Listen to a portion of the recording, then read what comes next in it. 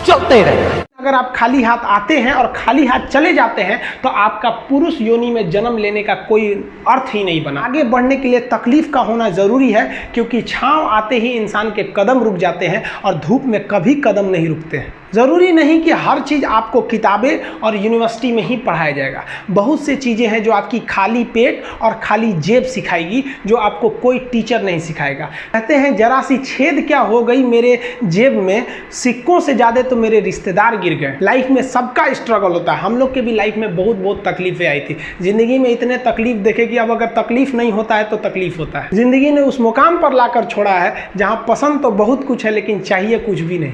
लोग कहते हैं कि खाली हाथ आए थे खाली हाथ जाओगे, गलत बोलते हैं। लोग भले खाली हाथ आते हैं लेकिन जब जाते हैं तो अपने साथ कुछ संस्कार, कुछ यादें छोड़ जाते हैं। एपीजे अब्दुल कलाम खाली हाथ तो आए थे, क्या खाली हाथ गए? हमारे जितने देश के लोग हैं उन देशवासियों के लिए एक प्रेरणा के स्रोत बन गए हैं। लेकिन अगर आप खाली हाथ आते हैं और खाली हाथ चले जाते हैं तो आपका पुरुष योनि में जन्म लेने का कोई अर्थ ही नहीं बना। अपनी मंजिल को भुला कर जिया तो क्या जिया, है दम तुझ में तो उसे पाकर दिखा। लिख दे खून से अपनी कामयाबी की कहानी और बोल उस किस्मत को कि है दम तो मिटा के दिखा।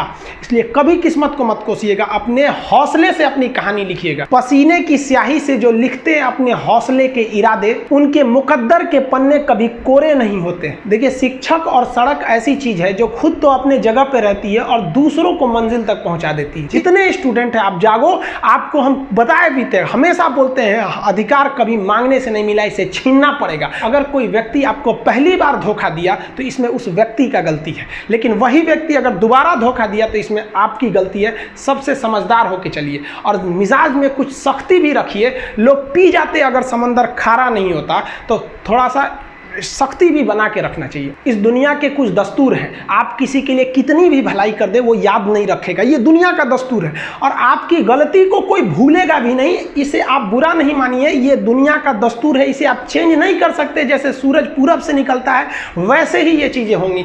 लेकिन हम आपसे कहते हैं, आप दुनिया में आज कई लोग होते हैं दूसरे को लगते हैं सिखाने, आप क्यों दूसरे को बार बार ज्ञान देने लगते हैं? आप अपने आप को क्यों ज्ञानी समझने लगते हैं? दूसरे को सुधारने की कोशिश मत कीजिए, बल्कि खुद सुधरिए। आपके सुधरने से हो सके कि पृथ्वी से एक बुरा इंसान सुधर जाए। आप समाज में जहां भी रहेंगे तो आपके पास बहुत सारे लोग आएंगे, कुछ गलतियां भी करेंगे, कुछ अच्छा काम भी करेंगे। जब भी किसी की प्रशंसा कीजिए तो पूरी महफिल में कीजिए कि ये व्यक्ति ने अच्छा काम किया। लेकिन अगर किसी की शिकायत या उसकी आलोचना करना है, उसे डांटना है, तो उसे अकेले में समझाइए और डांटने के बाद उसमें इस तरह से कर दीजिए, उसमें प्रशंसा मिला दीजिए। कोई गलती कर दिया, मान लीजिए आपका छोटा भाई नहीं पढ़ाई किया, गलत कम नंबर लाया, तो उसे डांटिए कि, लेकिन अकेले में डांटिए कि इतना कम नंबर क्यों लाया। फिर उसे उसी में एक पॉजिटिवनेस जोड़ दीजिए, तुम्हारे में इतना मेहनत है, हम इसलिए डांट रहे हैं कि तुम कर सकते थे लेकिन क्यों नहीं किए।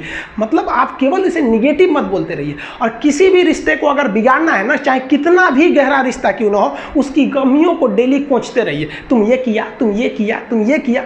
यार, दुनिया का कोई रिश्ता चौपट हो जाएगा। गलतियां सबसे हो जाती हैं, लेकिन दोबारा गलती नहीं होना चाहिए। जब भी किसी की आलोचना करिए तो उसमें एक छोटी सी प्रशंसा जोड़कर ही उस आलोचना को खत्म कीजिए कि शुरुआत तो डांटने से किए थे, बाद में उसका हौसला बढ़ा के हंसी मजाक में उसे निकाल दीजिए। बीच बीच में उसे फिर एहसास दिलाइए, लेकिन बार बार कमियों को नहीं गिनाना।